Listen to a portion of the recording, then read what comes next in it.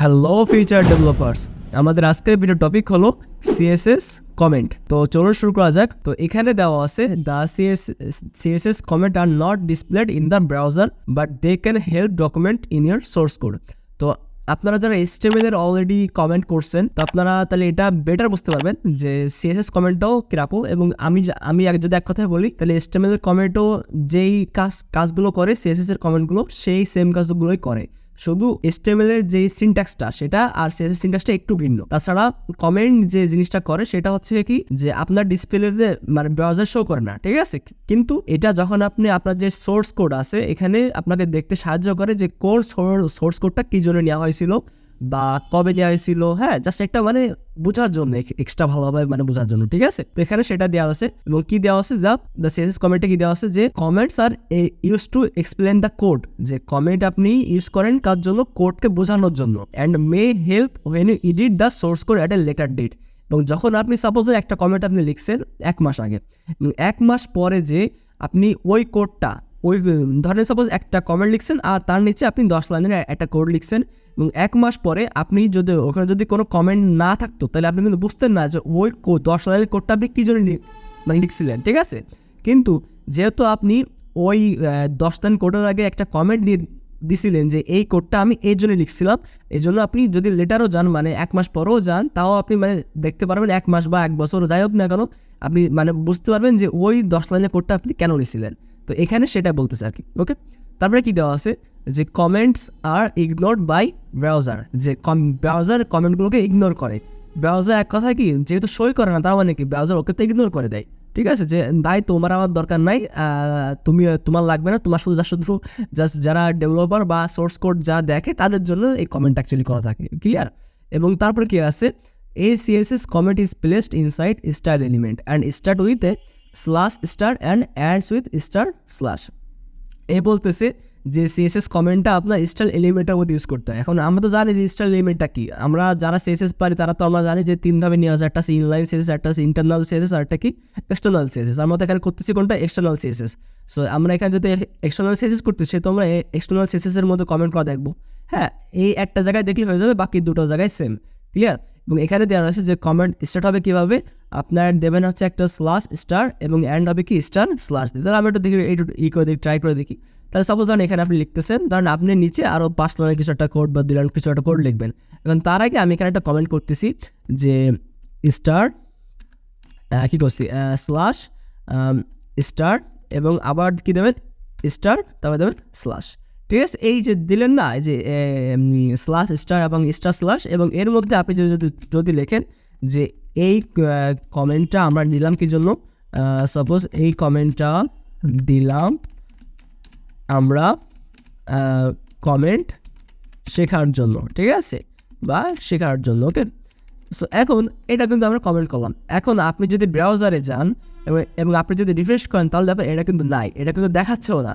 So stable comment যেমন দেখায় না ব্রাউজার শো করে না, এই কমেন্টটা কিন্তু এখানে কিন্তু শো করতেছে না। কিন্তু এর নিচে আমি এখন যেই ধরেন সাপোজ উপরে যে কোডটা আমার রয়েছে, এই সিএসএস কোডটা আমি এখন যদি আমি যদি নিচে নিয়ে আসি একটু কাট করে, তাহলে দেখেন আমি কিন্তু বলে দিতে পারবো 1 মাস পরও আমি যদি এখানে আসি, তো আমি কিন্তু এই উপরে কমেন্টটা দেখলে আমি কিন্তু বুঝতে পারবো যে এই কমেন্টটা কী জন্য নেওয়া হয়েছিল। যে এই কমেন্টটা নেওয়া হয়েছিল হচ্ছে কি, যে আমরা কমেন্ট যখন শিখতেছিলাম তখন এই কমেন্টটা নেওয়া হয়েছিল আর এই কোডটা তার জন্য, ঠিক আছে। সো এই যে জিনিসটা, এটা হচ্ছে হলো আপনার সিএসএস কমেন্ট, ঠিক আছে।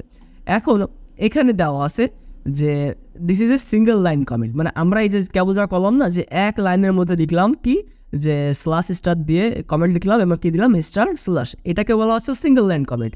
এখন আপনার তো এমন হতে পারে যে আপনার কাছে মাল্টিপল লাইন লেখা আছে, আপনি সেগুলোকে কমেন্ট করতে চাচ্ছেন। সো সেটার জন্য আমাদের মাল্টিপল লাইনও কমেন্ট দরকার। সো মাল্টিপল লাইন কমেন্ট দেওয়ার জন্য আপনি অন্যভাবেও জায়গায় লিখতে পারেন।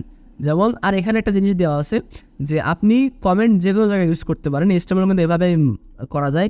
যেমন আপনি চাচ্ছেন যে এই ফন্ট সাইজটা আপনি কত নিয়েছেন, সাপোজ ধরেন নিয়েছেন 50 পিক্সেল, বা এখানে ধরেন আপনি চাচ্ছেন যে ভবিষ্যতে কেউ এটা চেঞ্জ করুক, তাহলে এখানে আপনি একটা কমেন্ট করেন যে হলো যে স্ল্যাশ স্টার, আবার হলো স্টার স্ল্যাশ, ঠিক আছে। এবং এখানে আপনি লিখে দেন যে সামওয়ান ক্যান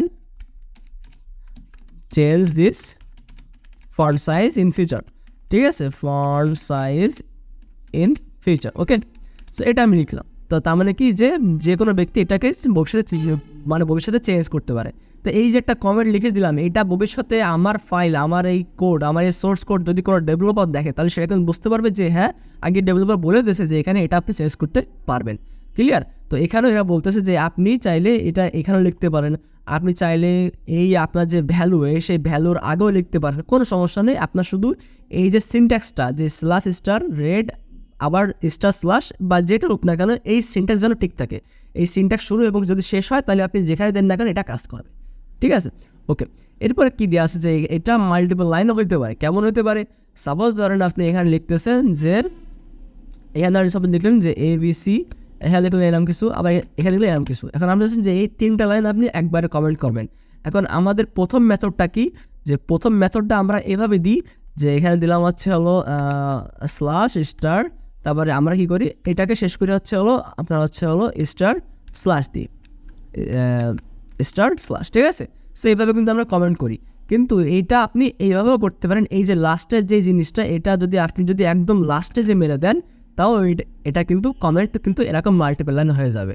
তো এই জিনিসটা দিয়ে আপনি কিন্তু সিঙ্গেল লাইনে কমেন্ট করতে পারেন, আবার যত ইচ্ছা লাইন আছে তত ইচ্ছা লাইনে আপনি এই কমেন্টটা অ্যাপ্লাই করতে পারেন।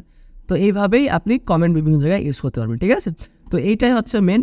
আর HTML CSS তো আপনি জানেন যে HTML হচ্ছে আমাদের হচ্ছে এইভাবে হচ্ছে কমেন্ট নিতে হয়। এটা হচ্ছে HTML এর কমেন্টের সিনট্যাক্স, আর এটা হচ্ছে হলো CSS এর কমেন্টের সিনট্যাক্স। এখন আমি আপনাদেরকে একটা শর্টকাট দেখাই দিই যে আপনার ব্রাউজার থেকে যখন আপনারা কন্ট্রোল আছে না, কন্ট্রোল প্লাস কোশ্চেন মার্ক, আমাদের যে ব্রাউজার যে কোশ্চেন মার্ক আছে, তাহলে কন্ট্রোল আর কোশ্চেন মার্ক আপনি যদি একসাথে চাপ দেন, তাহলে দেখবেন যে এখানে একটা কমেন্টের চিহ্ন সিনট্যাক্সটা অটোমেটিক চলে আসছে আপনাদের। তাহলে এত কষ্ট করে বারবার দরকার নেই লেখার প্রয়োজন পড়বে না। আপনারা কি দেবেন যে কন্ট্রোল আর হচ্ছে কোশ্চেন মার্ক একসাথে চাপ দিবেন কিবোর্ডে, তাহলে এটা চলে আসবে।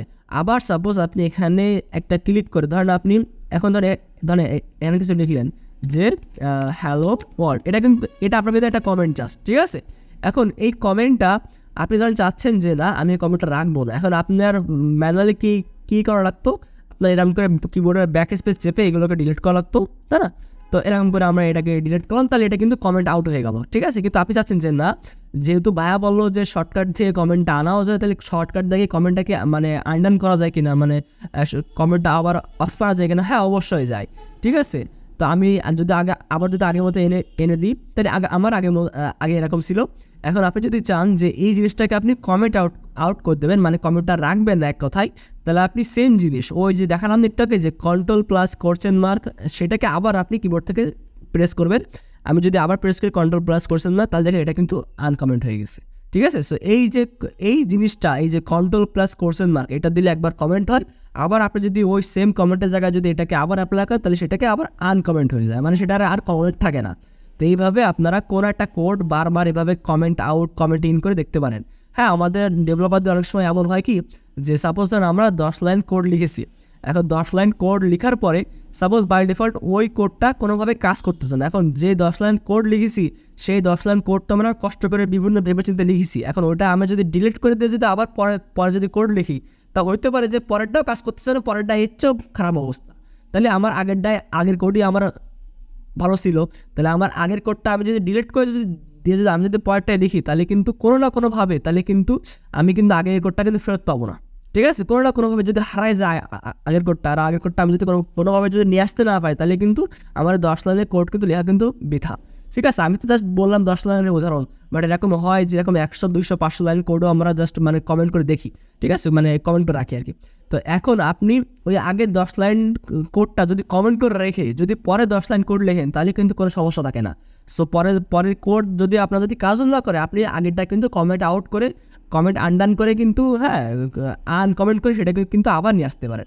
তো এই জন্য আমরা কমেন্টটা কিন্তু খুব ইউজ করি, সে আপনার HTML এর মধ্যে হোক বা CSS এর মধ্যে হোক বা যেখানে হোক না কেন, আমরা কিন্তু কমেন্টটা খুব ইউজ করি। এটাকে আমাদের ডেভেলপারদের জন্য খুব একটা ভালো জিনিস। ঠিক আছে, যাতে আমাদের কোডটা প্রিজার্ভ থাকে, আমাদের কোডটা ডিলিট করতে হয় না। ঠিক আছে, আর আপনারা জানেন যে ব্রাউজার কমেন্টকে ইগনোর করে দেয়, এই জন্য ওরা কোনো সমস্যা হয় না। ঠিক আছে, তো এটাই ছিল আপনাদের CSS এর কমেন্ট। তো আশা করি সবাই বুঝতে পারছেন। তো তাহলে আজকে পর্যন্ত শেষ, ইনশাল্লাহ পরের ভিডিওতে দেখা হবে। আল্লাহ হাফেজ।